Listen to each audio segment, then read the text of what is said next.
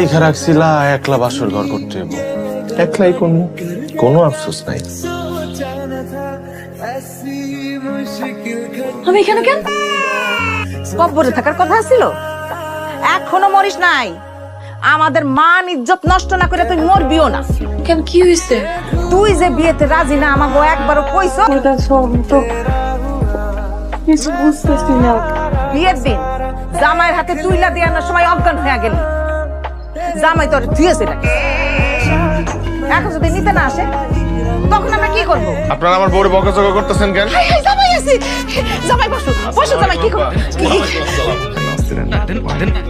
কেমন আছে বাবা? বউ ছাড়া কিভাবে ভালো থাকি? বউ যখন নিজের ইচ্ছায় হাসি খুশি মনে আমার কাছে আইতে চাইবো তখন আমি বড়ি লইতে হবো। আচ্ছা, আপনারা কিন্তু ভুলেও আমার বউরে আর বকাঝকা করেন না। আর বউ, তোমার সাথে আমার ফোনে বিস্তারিত আলোচনা হবে।